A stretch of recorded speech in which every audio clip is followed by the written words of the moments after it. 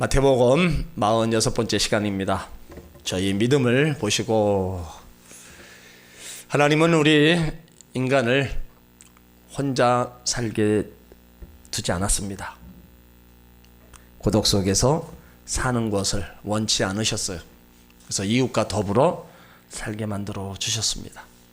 더불어 사는 세상에는 만남이 중요하다는 거예요. 산다는 것은 내가 너를 만나고 또 내가 나를 만나는 겁니다.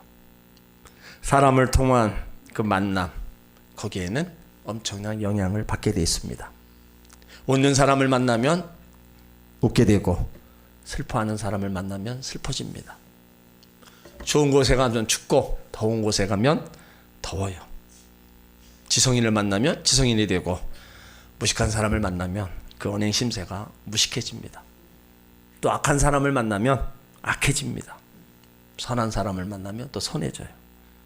믿음의 사람을 만나면 함께 믿게 되고, 의심하는 사람을 만나면 함께 의심하게 되고, 비판하는 사람을 만나면 비판을 하게 됩니다. 만나면은 영향이 따르게 돼 있어요. 그러니까 사람은 누구를 만나느냐에 따라서 그 영향 절대적입니다. 그러니까 좋은 이웃을 만나는 게 축복이에요. 비판하고 불평하고 의심하는 사람 만나면 함께 죽는 겁니다. 하지만 서로 격려해주고 소망을 주며 기도해주는 사람, 믿음의 사람, 은혜로운 사람, 그런 사람과 함께 우리가 만남을 이어가면 그건 본인에게도 복이고, 그 속에 또 하나님이 함께 하시는 은혜와 복을 볼 수가 있는 겁니다. 오늘 중풍병자가 그렇게 믿음의 친구들을 만나서 그가 병에 치료받고 그가 구원받는 그런 놀라운 역사를 우리가 보더라도 참 만남 가운데 엄청난 일이 일어나는 것을 우리는 볼 수 있습니다. 이제 예수님께서 거사라 지방에 가셨을 때 군대 귀신 들린 청년을 치료해 주시고, 그 돼지떼가 다 몰살당한 그런 모습이 8장의 마지막에 나왔습니다. 그때 그 지방에 있는 사람들이 예수님 능력 앞에 두려움을 느끼고 예수님이 떠나가라 그랬어요. 그러니까 예수님은 자기를 환영하지 않는 곳에 머무르지 않았습니다.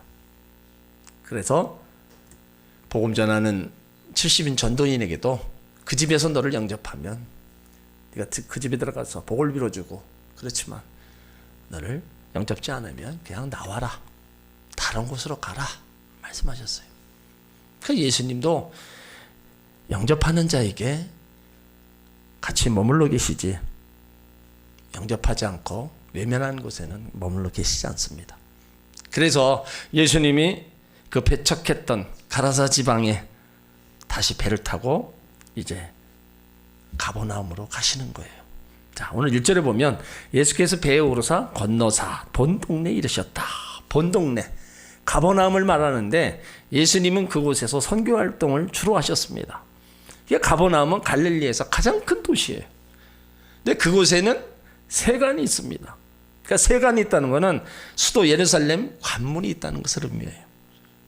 이 가버나움 지역으로 중요한 위치, 예수님 공생애를 바쳐서 복음 전했던 것. 그런데 그곳에 가시는 선교 여행은 그냥 단순한 여행이 아니었습니다. 상당히 가시기 어려운 걸음을 하신 거예요. 그 가버나움에 중풍병자 한 사람, 이 사람 때문에 이제 배를 타시고 바다를 건너 예수님이 가신 겁니다. 그래서 2절에 이제 그 사람을 만나요. 자, 2절을 읽습니다. 침상에 누운 중풍병자를 사람들이 데리고 오거늘 예수께서 저희 믿음을 보시고 중풍병자에게 이르시되 소자야 안심하라, 내 제사함을 받았느니라. 여기 중풍병자는 자기 힘으로 도저히 일어나지 못합니다. 침상에 누워있는 병자, 희망이 없어요.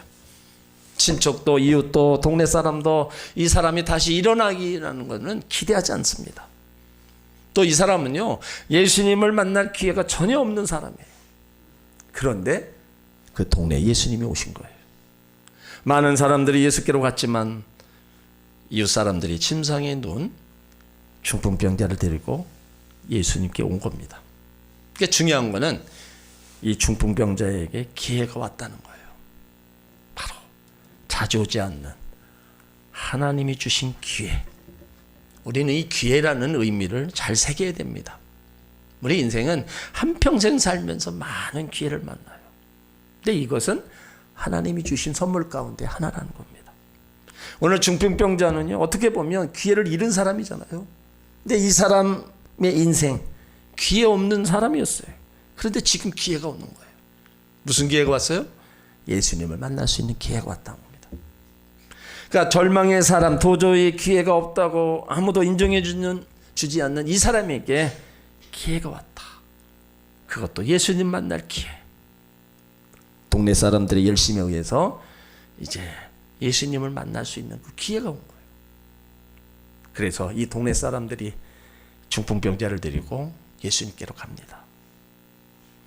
네 사람이 그를 데리고 장소에 갔는데 상황이 너무나 많은 사람들로 해서 들어갈 수가 없는 거예요.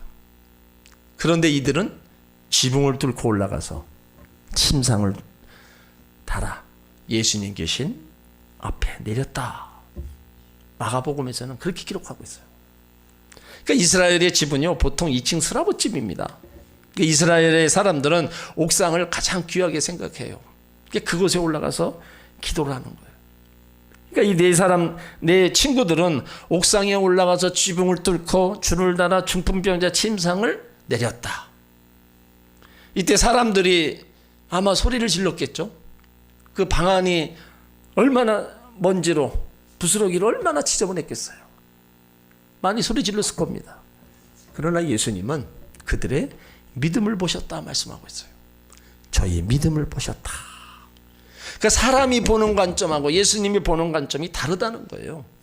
사람은 환경을 보고 조건을 보고 외형을 보지만 예수님은 마음의 중심에 믿음을 보시는 분입니다. 그래서 예수님이 저희 믿음을 보시고, 저희가 누구예요?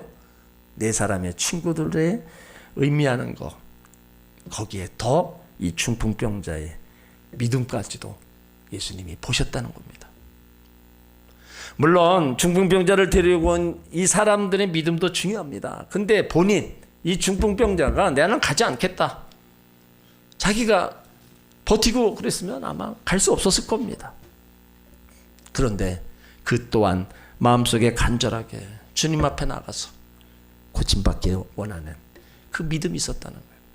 그래서 친구들이 그를 도와준 겁니다. 그래서 저희 믿음이란 환자를 포함한 내 친구의 믿음이 바로 일치한 줄 믿습니다. 저희들이 지붕을 뚫고 구멍을 내어 중풍병자 침상을 다려내렸다. 이들의 믿음, 확신, 그걸 예수님이 보신 겁니다. 그러니까 신앙은요, 이렇게 적극적인 생각을 하게 한다는 거예요. 그러니까 믿음 있는 사람, 어떤 일을 만나든지 포기하지 않습니다. 왜냐하면 그 믿음에는 기적을 보기 때문이에요. 근데 믿음 없는 사람의 특징이 뭐예요? 장애물을 만났을 때 일단 입에서 나오는 게 원망 불평부터 나와요. 그것이 바로 믿음 있는 자와 없는 자의 차이점입니다. 오늘 이 내 친구들은요, 문제가 있을 때마다 뭐예요? 자기 돌아가고 싶었어요. 그렇지만 절대 그렇지 않았어요. 예수님이 누군지 압니다. 어떤 일을 행하셨고 그 기적을 알아요. 그렇기 때문에 지붕을 뚫고 내린 거예요. 우리가 믿음 없는 모습으로 우리가 자꾸 살아가면 우리가 문제가 있을 때마다 자기의 이성으로 돌아가고 경험으로 돌아갑니다. 하나님 앞에 똑똑한 채 하며 합리적인 방법을 추구해요. 그 방법은 물론 통하는 것도 있지만 통하지 않는 게 더 많습니다. 믿음으로 하면 안 되는 것 같지만 반드시 되고 맙니다. 믿음으로 하면 죽는 것 같지만 살아납니다. 믿음으로 하면 망하는 것 같지만 흥하게 됩니다. 그래서 로마서 14장 23절에 믿음으로 하지 아니하는 모든 것이 죄라 말씀하고 있어요. 그러니까 하나님의 자녀들이 행할 일들 믿고 그것을 하나님 앞에 가지고 나와서 맡기고 나가는 것, 이것이 바로 순서라는 거예요. 자, 그렇다면 오늘 이 친구들의 믿음은 어떤 믿음인가? 연합을 이루었죠. 연합을 이루는 믿음이라 볼 수 있어요. 한 사람의 힘도 큽니다. 그러나 두세 사람이 합해지면요, 더 큰 겁니다. 한 사람이 천을 쫓고 두 사람이 만을 쫓는다 그랬어요. 그러니까 기독교 신앙은 개인 신앙을 존중히 여겨요. 개인 신앙에 따라서 그 사람의 구원과 축복이 결정됩니다. 그러나 혼자 믿는 것보다 온 가족이 합심할 때 신앙의 역사를 이루며 축복을 받는 거예요. 교회 안의 믿음도 그렇습니다. 내 믿음만 가지고는 안 됩니다. 합력하고 합심해야 하나님의 일을 감당하는 거예요. 교회 생활 한마음 한뜻 에 하나님의 교회를 섬기는 거예요. 그래서 구역장님들은 구역 식구가 하나가 되는 거, 서로 믿음을 또 세워나가는 그런 모습들이 또 있어야 구역이 든든히 서가고 또 구역이 부흥해 나가는 겁니다. 합심 합력하면 큰 힘이 생기는 거예요. 무거운 것도 가벼워지고 어려운 것도 쉬워지는 겁니다. 그래서 합력하여 선을 이루어 나가는 것, 이것을 우리가 같이 연합을 할 때 하나 될 때 이루어 나가는 거예요. 또 이들의 믿음은요, 역경도 헤치고 나가는 믿음이잖아요. 예수님이 계신 곳에 너무나 많은 사람들이 있어요. 포기하고 또 돌아간 것도 아닙니다. 그러니까 신앙에는 절대 포기해서는 안 된다는 거예요. 지붕을 뚫고 올라가 남의 옥상을 부서뜨리고 욕을 먹어도 개의치 않았다. 그러니까 이걸 뭘 얘기해요? 우리가 신앙생활 하다 보면요, 신앙생활에 장애가 많다는 겁니다. 그래서 그 장애물에 넘어져서는 안 된다는 거예요. 신앙은 생명입니다. 다 포기해도 신앙은 포기해서는 안 된다는 거예요. 그러니까 어떤 역경 어려움이 있더라도 어떻게 해요? 뚫고 나가야 된다는 거예요. 친구들은 역경을 뚫고 나가서 믿음의 기적을 일으키잖아요. 우리가 여태 그렇게 살아왔어요. 그렇다면 앞으로도 그렇게 또 살아가야 된다는 겁니다. 오늘 여기 저들의 또 확신 있는 신앙을 우리가 볼 수 있습니다. 고칠 수 없다. 그러나 주님은 고칠 수 있다. 여러분, 확신을 가지시길 바랍니다. 구원의 확신을 가지시고요, 응답의 확신, 축복의 확신을 가지시길 바랍니다. 그래서 마음의 각오가 중요하고 결단이 중요한 거예요. 하나님은 각오하는 자, 믿는 자, 소망을 가진 자, 그에게 길을 열어주시는 거예요. 또 도와주시고요, 불가능한 일들을, 하나님 이루시는 것들을 우리 가운데 또 보여주십니다. 또 그들은요, 행함이 있는 산 믿음을 가졌어요. 행함이 없는 믿음은 죽은 믿음이다. 그러니까 저들의 믿음은 죽은 믿음이 아니라 행함이 있는 산 믿음. 그래서 믿음을 그렇게 예수님도 강조하고 야고보 사도도 참 믿음을 이렇게 강조해요. 왜 그렇게 믿음을 강조해요? 말세에 믿음 있는 자를 찾겠다는 거예요. 말세가 돼갈수록 믿음이 점점점 형식화되어 가고 의식화되어 간다는 거예요. 그러니까 말세를 갈수록 믿음을 가진 사람 찾기가 힘든다는 겁니다. 예수님이 찾으시는 믿음의 사람 점점점 없어진다는 거예요. 결국은 뭐예요? 그 믿음으로 구원받고 믿음으로 하나님 나라 가는데 말세일수록 믿음이 있는 자가 없으니까 결국은 뭐예요? 천국 가는 자가 점점점 줄어든다는 거예요. 하나님은 우리의 산 믿음, 행함 있는 믿음을 원하시는 거예요. 그래서 그것 보시고 믿음을 보시고 하나님이 축복하시는 거예요. 오늘 예수께서 이르시되 소자야 안심하라 내 죄사함을 받았느니라. 그러니까 이 침상에 누운 중풍병자, 전혀 가망이 없는 이를, 이에게 소자야 안심하라 죄사함을 받았다. 여기 세 마디가 오늘 그에게 축복입니다. 여기 소자는요, 영어로 하면 아들이라는 뜻이에요. 하나님이 나를 아들이라 불러주셨다면 모든 걸 끝나는 겁니다. 여기 중풍병자는요, 아무 쓸모없는 인간이에요. 그런데 그에게 소자야, 너는 내 아들이라 불러주신 거예요. 하나님의 아들, 하나님이 그 아들을 가만 내버려 두시겠어요?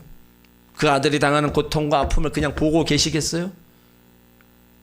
그 고통에서 건져주시는 거예요. 아들 된 자에게 주시는 특권. 하나님의 아들은 하나님 기업을 물려받을 자들입니다. 대단한 겁니다. 그리고 그에게 안심하라 말씀하세요. 너무 감격스러운 말씀을 하셨습니다. 우리 겉은 멀쩡해도 속은 기막힌 심정으로 사는 자가 많습니다. 겉은 웃지만 속으로 우는 자가 많아요. 돈에 울고요, 자식 때문에 울고 여러 가지 문제로 어찌할 수 없이 마음에 우는 자가 많아요. 이런 우리에게 지금 하시는 말씀은 안심하라입니다. 거동도 할 수 없고 또 움직일 수도 없는 중풍병자에게 하신 말씀이 안심하라. 안심하라. 이게 뭐예요? 주님이 책임져 주신다는 거예요. 우리가 여러 가지 물론 문제 내가 해결할 거 있습니다. 내가 해결할 거 있고 또 못할 것도 물론 있어요. 근데 내가 할 수 없는 거는요, 빨리 우리가 주님께 맡겨야 돼요. 여러분, 우리가 몸 아픈 것도 빨리 내가 약 먹어 끝낼 거는 빨리 끝내셔야 돼요. 빨리 병원 가서 끝날 거면 빨리 끝내야지. 그걸 믿음으로 내가 이겨보겠다고, 그건 어리석은 일입니다. 내가 할 것까지도 안 하고 하나님께 맡기는 건 그건 믿음이 아니에요. 내가 할 수 있는 건 내가 하고 내가 못하는 걸 하나님이 하시게끔 해야지. 그래서 몸이 아픈데 감기 걸려서 약 안 먹고 이기겠다고 그걸 버티고 있다가 더 심해지고 아픔 당하는 어리석은 사람이 있다는 거예요. 이거 보면 참 안타까워요. 때론 병원에 가라고 해도 안 가고, 예수님이 오늘 이 중풍병자에게 안심하라는 게 뭐예요? 너는 내가 아니면 넌 치료할 사람이 없다는 거예요. 그러니까 너는 이제 안심하라. 내가 고쳐주겠다. 너의 그 믿음을 보고 내가 고쳐주겠다. 그걸 말씀하시는 거예요. 그리고 제사함을 받았느니라. 우리가 병 고치는 축복 중요합니다. 근데 그보다도 더 축복은 뭐예요? 죄 용서입니다. 병이 나았다 하신 것이 아닙니다. 내 제사함을 받았느니라. 먼저 이걸 얘기하셨어요. 그러니까 그 당시에 문둥병이나 중풍병 소경된 자는 다 죄의 결과라고 합니다. 요한복음 19장 1절에 보면 날 때부터 소경된 자를 가리켜서 이 사람이 소경이 된 것이 네 죄 때문이냐 이렇게 물어요. 그러니까 성경은 병보다 무서운 것을 죄로 규정하고 있어요. 죄는 사망의 길을 가게 합니다. 죄의 싹은 사망이에요. 그래서 사도 바울이 로마서에서도 고백하고 다윗이 시편 32편에서도 사함을 얻고 그 죄의 가리움을 받는 자는 복이 있다. 그걸 얘기했어요. 그러니까 우리에게 가장 큰 문제가 뭡니까? 죄 문제입니다. 그래서 예수님도 세례 요한도 첫 메시지가 뭐예요? 회개하라, 천국이 가까웠다는 거예요. 이게 죄 문제만 해결되면요, 모든 것이 해결됩니다. 아담과 하와의 죄로 인해서 가난과 질병의 문제도, 죄의 문제도 다 들어온 거잖아요. 그러니까 이 죄 문제, 병보다도 더 무서운 이 죄의 문제를 예수님이 해결해 주신 겁니다. 내 제사함을 받았느니라, 이 말씀은요, 하나님만이 하실 수 있는 말씀입니다. 인간의 죄는 주님의 보혈로 씻을 수 있습니다. 오늘 우리 본문에서 우리가 한번 생각해 봐야 될 것이 또 한 가지가 있어요. 이 친구의 믿음으로 친구가 구원을 얻을 수 있는가? 그러니까 다른 사람의 믿음으로 다른 사람이 구원을 얻을 수 있는가 하는 문제입니다. 그러니까 우리가 전도해서 육신의 병은 친구의 믿음으로 고칠 수 있지만 영혼 구원은 본인의 신앙 고백에 의해서 이루어진다는 겁니다. 이게 중요합니다. 중풍병자는요, 내 친구의 우정과 믿음으로 병을 고쳤습니다. 그리고 자신의 신앙 고백으로 영혼이 구원함을 얻었어요.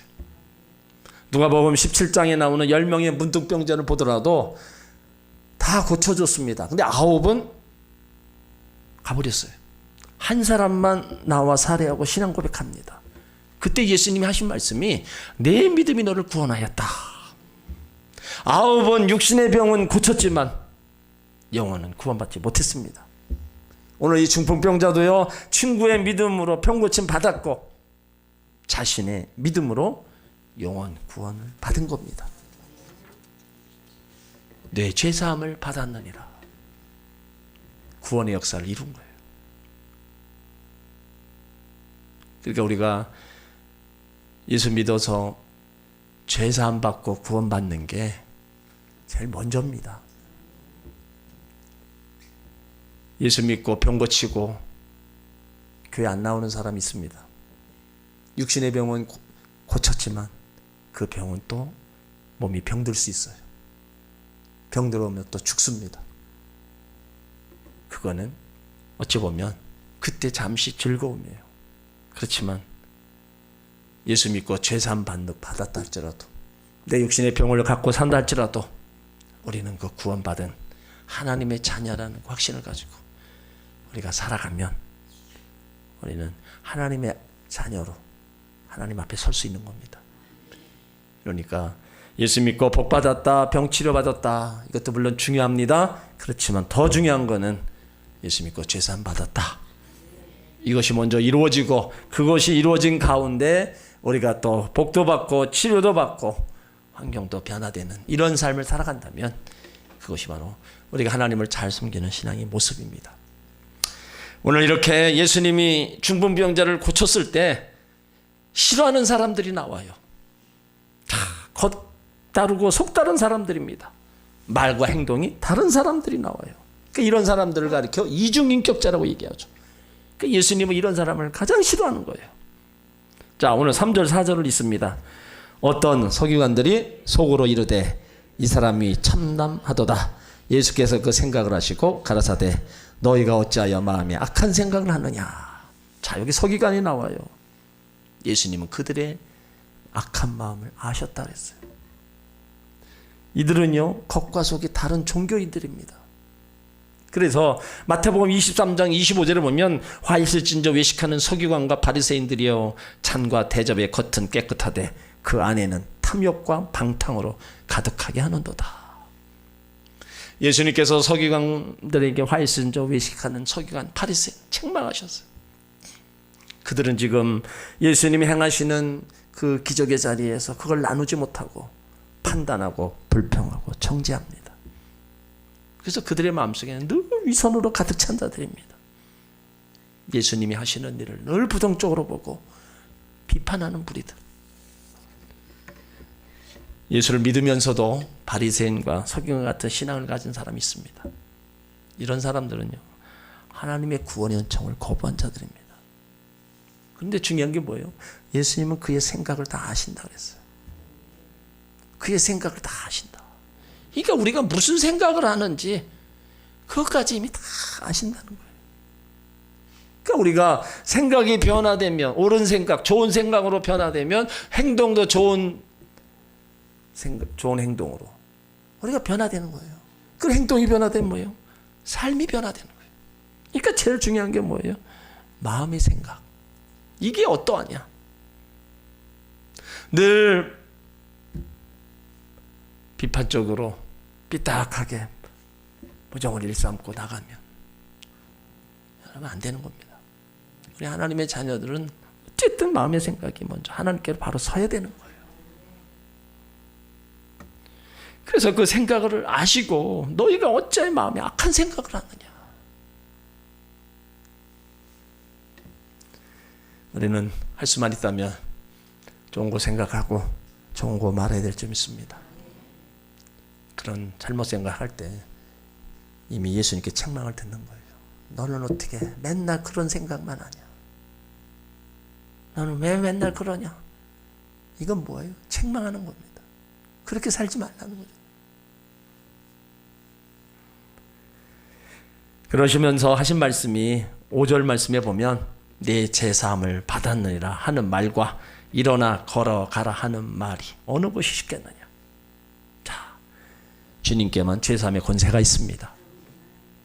구약의 믿음의 선지자들, 신약의 베드로나 바울 기적을 베풀었습니다. 사도행전 3장에도 보면 베드로와 요한이 낮으면서부터 안전뱅이를 살렸어요. 걷기도 하고. 그런데 중요한 건 뭡니까? 죄사함을 선언하지 않았다는 겁니다. 많은 하나님의 일을 하면서도 죄사함은 선언하지 않았어요. 그러니까 예수님을 따랐던 많은 사람들 기적을 일으키 있었어요. 기적을 또 일으켰고. 근데 하나님만이 하실 수 있는, 예수님만이 하실 수 있는 죄사함의 선언은 하지 않았다는 겁니다.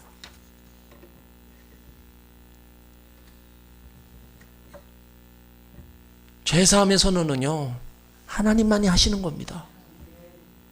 그 권세를 가지고 계시잖아요. 그래서 6절에 보면 인자가 세상에서 죄를 사하는 권세가 있는 줄 너희로 알게 하려 하노라.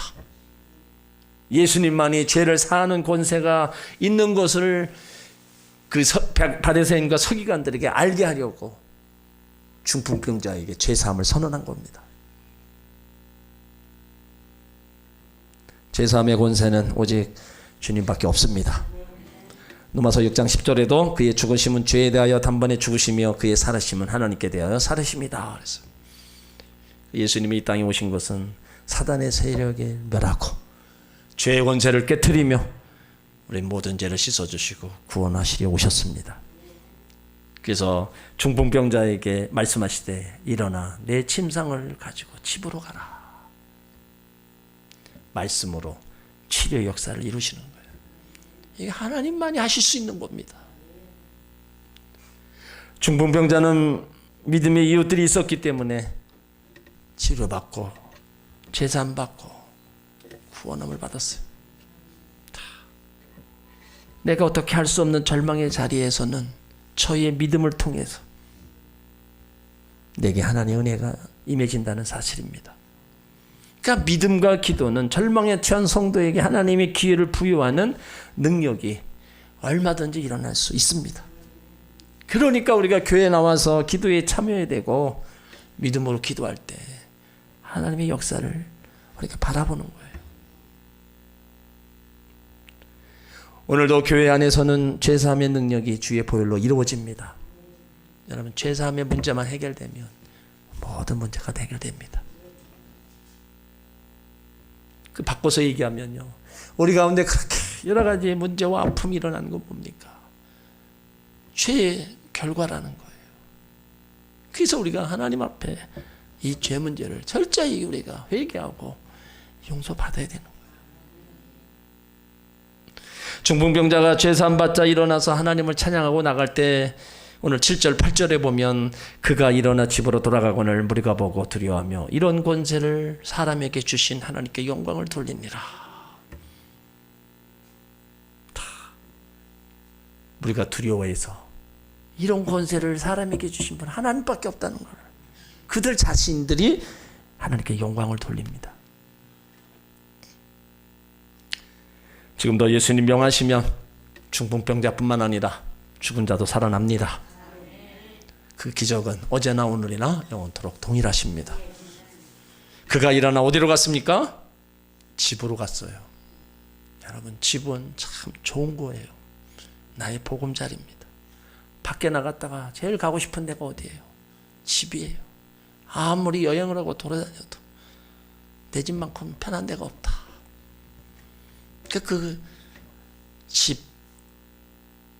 그 집을 우리가 지금 아름답게 만들고 행복의 보금자리로 만들고 살아가야 돼요. 이런 권세를 가진 하나님께 우린 또 영광을 돌리며 살아야 될 줄 믿습니다. 오늘 중풍병자와 내 친구들의 믿음, 거기에 하나님의 능력이 임해서 깨끗이 치료해 주셨어요. 하나님은 지금도 어떤 불질병을 해결해 주십니다. 우리의 사정도 환경도 하나님은 하실 수 있습니다. 그렇다면 우리는 무엇을 하나님께 보여야 돼요? 바로 우리의 믿음을 보여야 된다는 거예요. 오늘 예수님이 2절에 보면 저희의 믿음을 보시고 역사하셨다는 거예요. 그 결국은 믿음이에요. 예수님이 그렇게 강조하신 게 믿음. 지금도 강조하는 게 믿음. 이 믿음만 있으면 이 산을 들어 저리로 옮긴다. 믿음만 있으면 하나님이 행하시는 기적을 본다. 수없이 우리는 들어왔고 또 전했어요.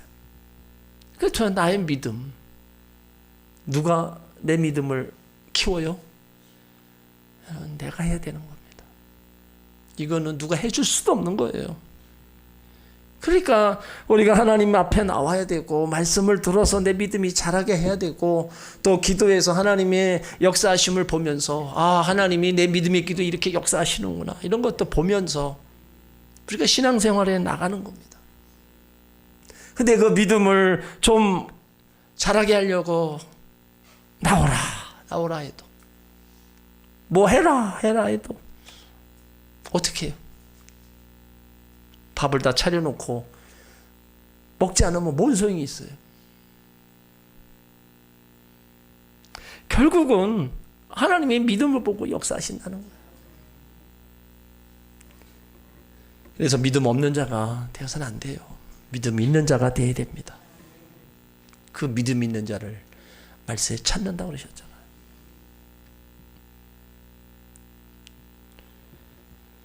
그런 믿음 있는 성도가 되어야 되고요.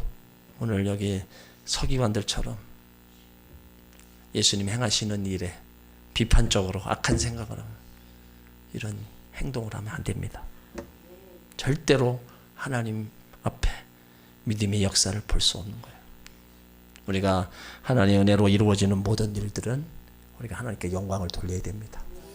작은 거 하나라도 하나님의 은혜라고 감사하면서 우리가 하나님께 영광을 돌리는 그 모습이 우리의 믿음의 모습입니다. 다시 한번 믿음 없는 자가 아니라 믿음 있는 자로 살아가시고 모든 영광을 하나님께 돌리시기를 주의 이름으로 축원합니다.